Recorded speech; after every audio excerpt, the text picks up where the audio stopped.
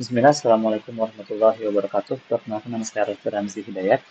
Pada siang hari ini saya akan mempraktikkan untuk tugas ketiga mata kuliah administrasi jaringan dengan panduan dari modul 5, yaitu tentang praktik spanning tree protokol. Kemudian tugas di sini ada 3 nomor. Kita diminta untuk membuat video verifikasi dari langkah 5, 6, 7, kemudian langkah 9, dan langkah 11 yang ada pada eh, modul 5 praktik spanning tree protokol. Oke, kita langsung aja masuk ke tugasnya. Kita sudah menginstal Visual Packet Tracer sebelumnya dan juga sudah membuat topologi yang diminta dengan visi 0, visi 1. Di sini saya tukar posisinya. Kemudian untuk switch 0, switch 1, 2, dan 3. Oke, dan juga dengan kabel-kabel yang sudah terhubung. Kita pertama-tama akan masuk ke langkah ketiga, yaitu memasang alamat IP pada PC 0. Kita masukkan alamat IP-nya.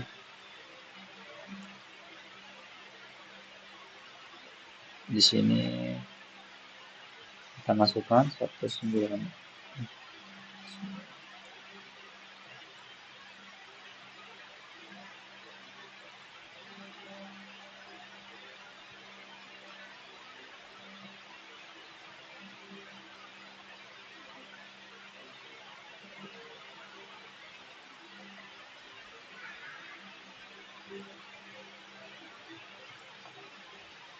Oke, kita sudah masukkan alamat IP pada PC 0, 192.168.10.5 dan PC 1, 192.168.10, Brick 10. Oke, kemudian secara default, perangkat switch pada Cisco sudah terpasang protokol spanning tree, sehingga otomatis topologi loop akan diputus secara otomatis dengan memilih salah satu port yang berstatus blocking. Kemudian di sini kita akan masuk ke soal nomor 1, yaitu langkah kelima, menentukan switch mana yang menjadi root bridge. Kita bisa mengeceknya dengan perintah show spanning tree dari masing-masing switch. Kita akan cek satu persatu. Saya akan percepat videonya. Nanti akan langsung ke hasilnya saja.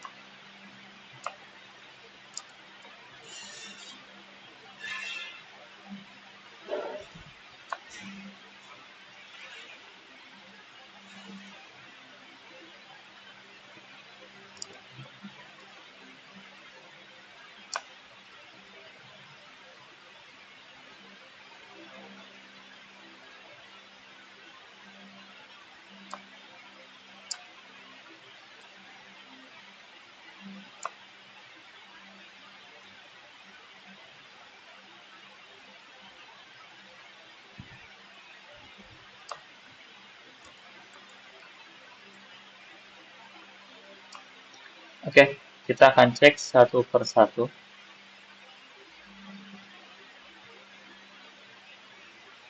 Ya, dikatakan pada eh, modul tadi, untuk menentukan mana yang bertindak sebagai root bridge, kita bisa mengecek perbandingan nilai antara probability dan MAC address pada root ID dan bridge ID.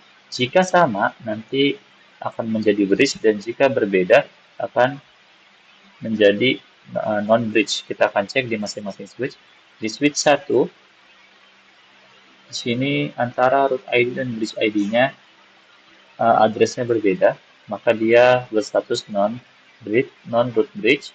Adapun switch 2 juga berbeda, maka dia menjadi non-bridge juga. Kemudian yang ketiga, switch 3. Nah, di sini kita bisa lihat switch 3, dia memiliki address yang sama antara root ID dan bridge ID-nya, maka dia akan menjadi uh, root bridge pada percobaan kita di kali ini. Dan switch 0 di sini juga berbeda ya. Maka switch 0, 1, dan 2 akan menjadi berstatus non-bridge, non-root bridge, sedangkan switch 3 menjadi root bridge. Kemudian di yang berikutnya, langkah 6, kita akan, karena sudah ya, tadi kita sudah simpulkan, berarti switch 3 menjadi root bridge. Kemudian pilih switch 2, switch yang memiliki port berstatus blocking. Kemudian verifikasi menggunakan show spanning tree.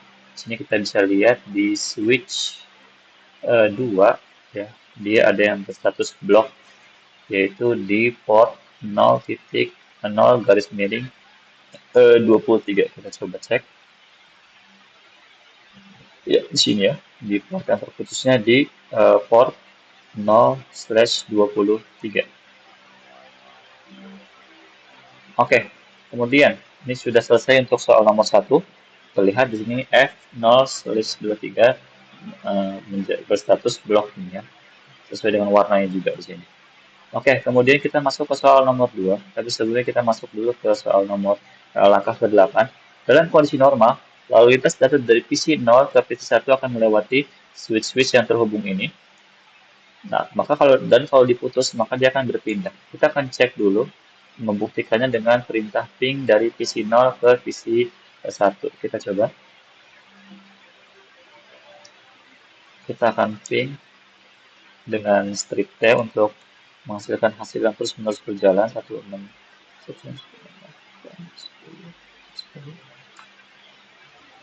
Oke, di sini terhubung ya dari PC 0 dengan IP 192.168.10.5 ke PC 1 dengan IP 192.168.10.10. Dan dia terhubung melalui switch-switch 0 ke 3 ke 1 kemudian ke PC 1. Nah, kemudian kita akan mencoba untuk memutus antara koneksi switch yang ada dan mengecek apakah spanning tree yang bertindak sebagai eh, penghubung switch yang terputus akan aktif. Semisal kita akan putus di sebelah sininya,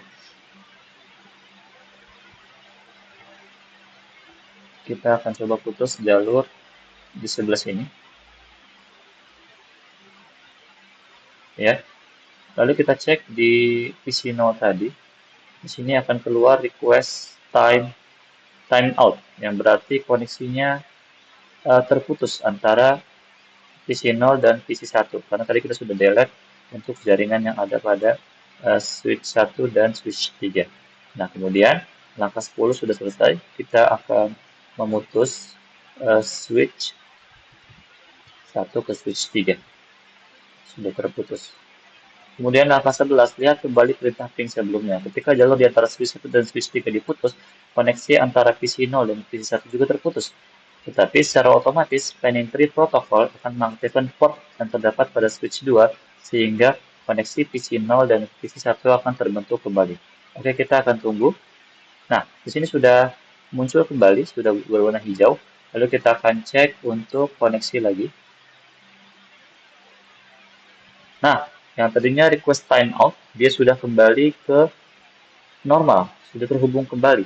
Berarti jalur komunikasi antara PC 0 dan PC 1 yang tadinya melewati switch 1 dan switch 3 sudah berpindah ke switch 2. Tandanya di sini spanning tree protokolnya sudah berhasil. Oke, demikian tugas 3 untuk mata kuliah administrasi jaringan. Saya Rasul Ramzi Hidayat mengucapkan terima kasih kepada Bapak Ibu dosen atas bimbingannya selama 1 semester ini. Saya tutup. Wassalamualaikum warahmatullahi wabarakatuh.